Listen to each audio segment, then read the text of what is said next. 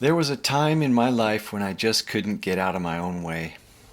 I was young, I drank too much, spent too much money, and I was often very unkind to my girlfriend Rosie, who I had known from second grade.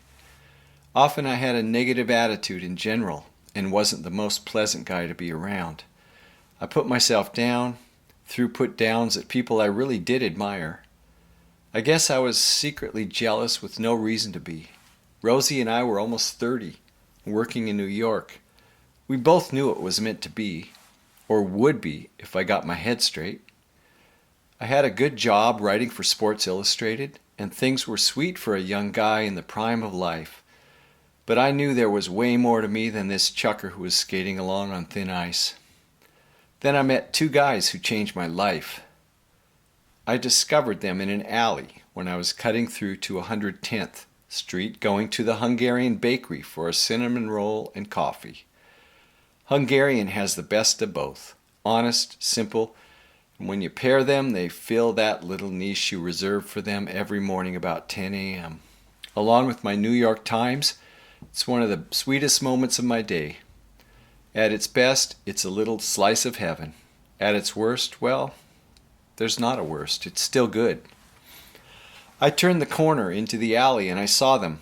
At first, they were two men about the same age, each holding a briefcase, wearing fedoras, both well dressed in suits, one wide gray pinstripe and one in a sporty blue striped seersucker.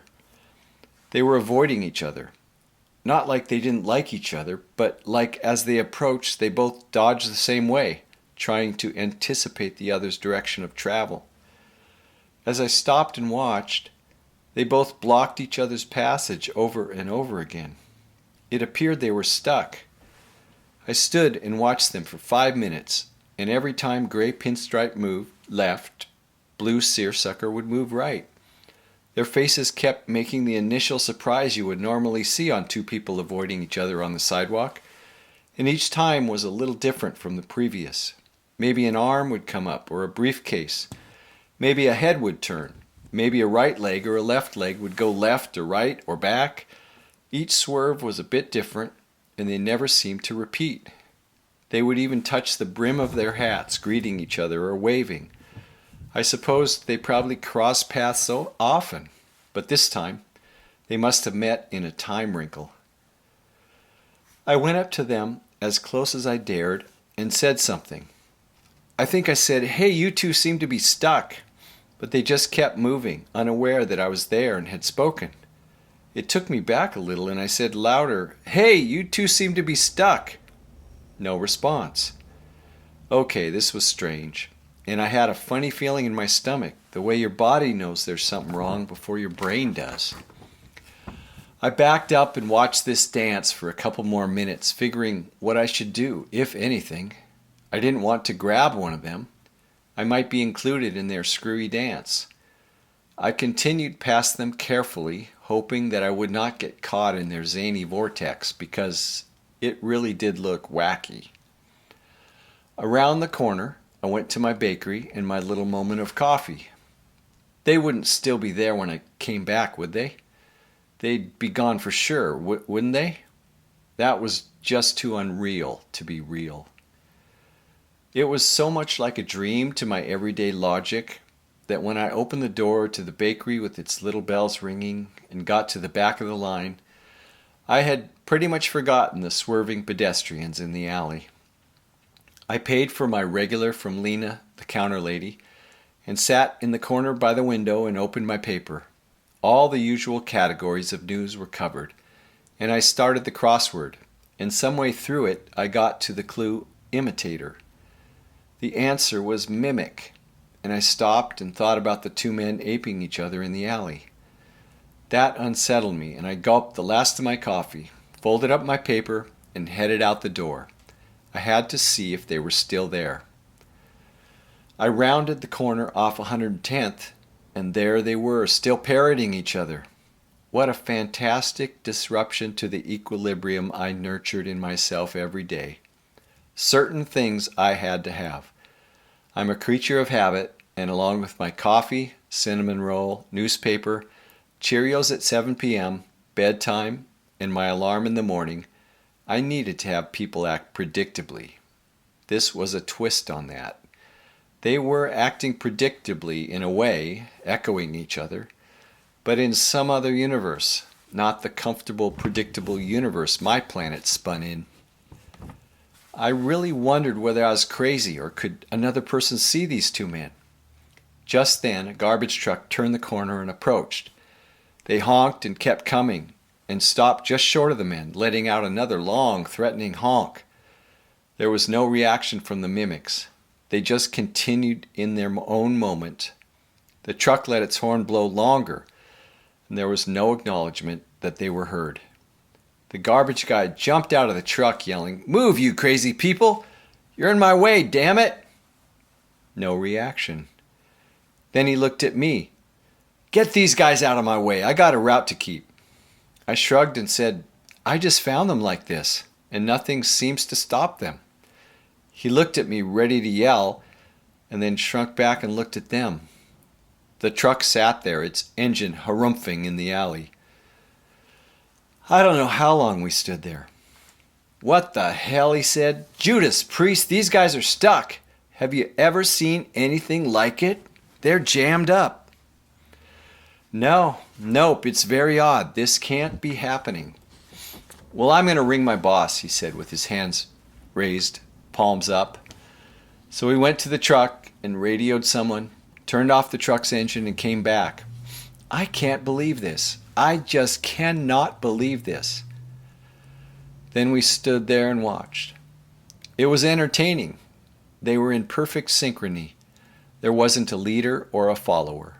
It really seemed to me that it was one person in front of a mirror, except it was two people. It reminded me of the old physical comedy of the Three Stooges, where they would look wildly out of balance, but always land their falls so they could stand right up again. These guys were like spastic dancers, always hitting their marks. They each had their way of moving. Gray Pinstripe was springy and agile. Blue Seersucker was more lumbering, but still graceful, and was right on with his timing. Words fail me, but I hope you get the idea. This did not belong in the world I knew. "People would pay to watch this, I know they would." He said. "They just pan back and forth."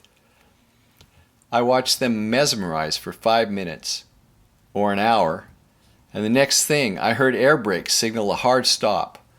A flatbed truck carrying a large forklift was pulled across one end of the alley, and the garbage truck was backing out. 3 guys came over and cursed and watched and cursed, and we talked for a while. They were here to pick up the pan mimics, as we are now calling them. They built an 8x8 platform with plywood and 2x4s.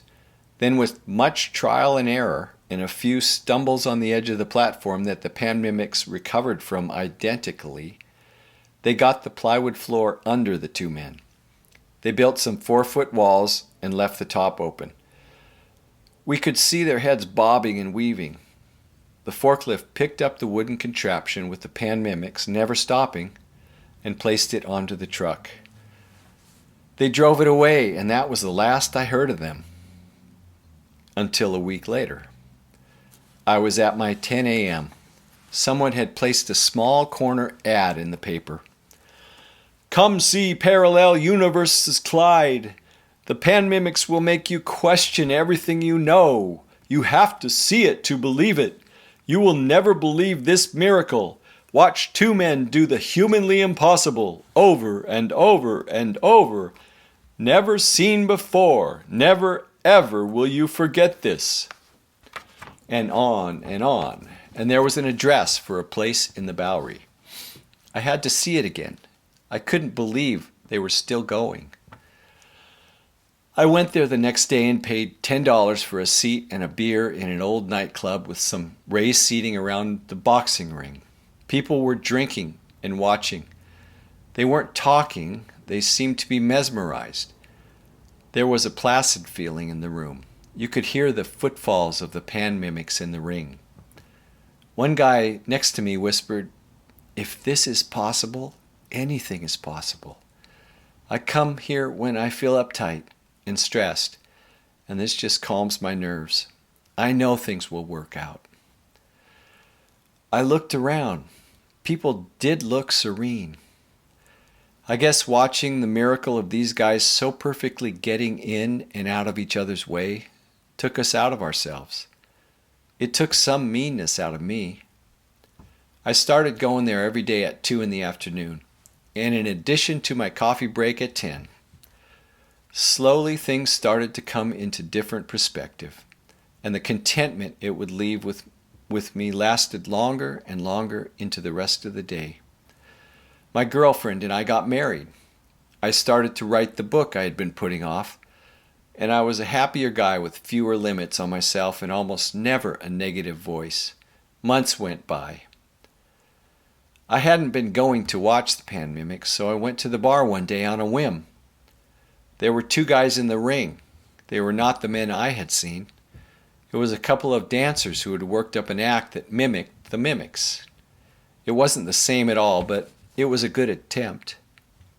The bartender told me that one day, a couple months before, the Pan Mimics had suddenly moved out of each other's way, climbed out of the ring, looking confused, and walked out the door. I wasn't disappointed. I was relieved. They were free. The wrinkle in time had been ironed out. Somehow I wondered if it overlapped with me getting out of my own way. I like to think so.